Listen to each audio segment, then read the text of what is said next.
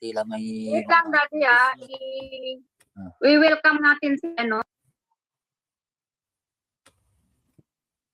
Wait lang.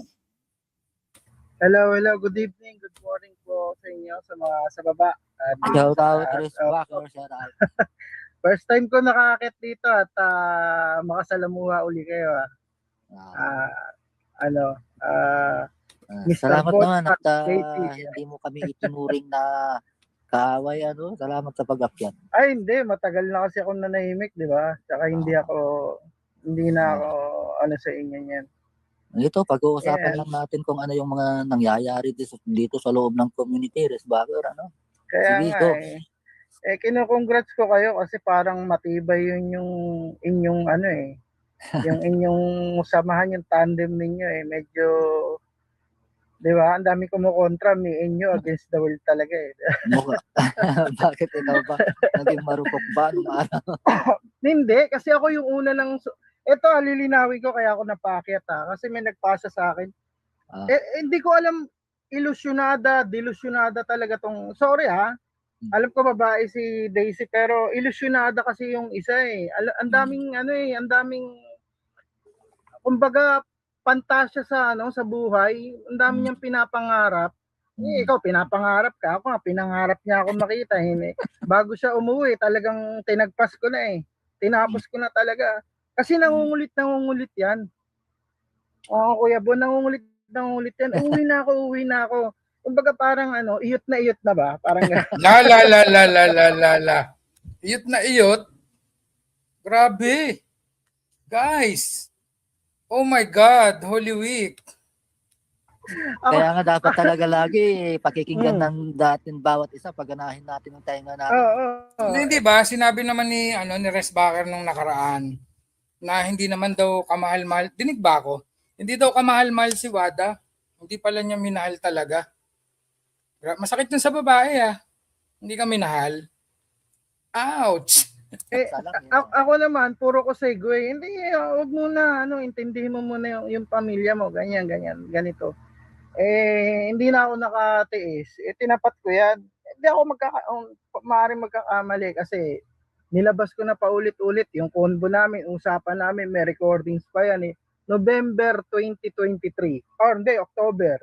Tinapos ko na yon sa kanya. Pagkagaling ko ng Hong Kong, tinapat ko na siya. Sabi ko, wala ka nang aasahan sa akin, tsaka ayoko ng ganyan. Kasi sinisi niya, nagbanggaan kami ni AC, sinisi niya sa akin. Lagi yung sinisisi sa akin. Para matapos na lang ganito, para hindi ka nadadamay. So, kalas na, tapusin na natin ito, sabi ko sa kanya. Huwag ka nang umasa sa akin, ako, wala na rin ako sa'yo. So, doon nagtapos yun. And then, nangulit pa siya sa akin. Hindi pa siya makamove on ng February pa, 2024. And then, pinahinalyze niya nung March. Hindi ko makakalimutan yan, 2024. Tapos, may sasagutin nga raw siya.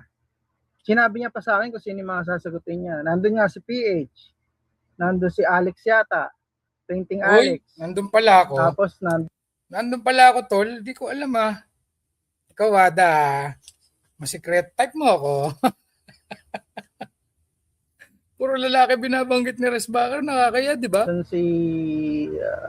Huling-huli yan si yung niya ngayon, yung Migs, huling-huli yan. Santino. Sa akin. Ay, yung mga pagpipilian niya. Ano yun? Huling pili? Parang no choice, gano'n.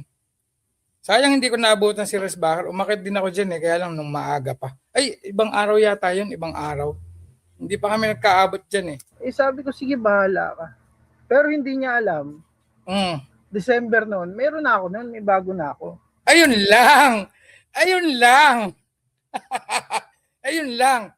December pa lang may bago na si Resbacker. Kawawa naman si Wada. Kawawa. Shoutout DK. Missing na ako noon noong mga panahon. Okay. Kumbaga, parang ang sinasabi ni Resbacker dito, hindi naman niya pinagtaksila, hindi naman niya niloko.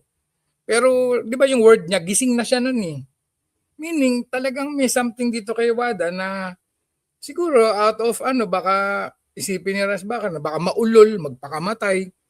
Kung nakikita naman niya na si Wada rin naman lumalandi sa iba, hinayaan na lang niya na gano'n hanggang sa ma-realize ni Wada, talagang wala na talaga kami. Di ba?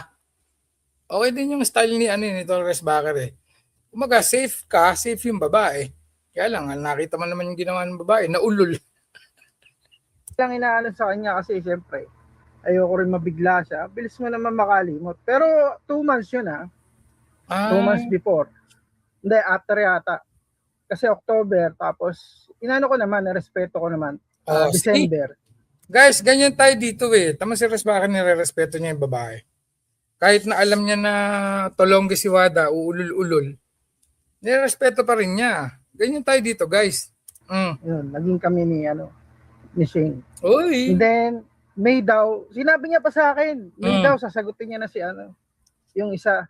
Nagpapapigil. Sabi ko, bahala ka, paulit-ulit. Tol, nagpapapigil yan pagka ganyan. Magpapaalam pa may sasagutin. Nagpapapigil yan, no? Kumbaga, Ash Baker, ano yung tono ni Leon nun? Ash Baker, pigilan mo ako, Ash Baker, wag mo akong iwanan.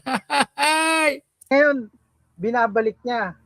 Siya daw nauna or siya yun ang iwan sa akin. Ulul. Grabe. Yung pagkatao mo, walang tatagal sa'yo kahit kamag-anak mo nga eh. Tama, Tol. Ako na nga naawa sa kanya. Kasi, ako hindi ko man nakarelasyon yan si Wade. Pero ano impression sa ating mga lalaki? Toxic, di ba?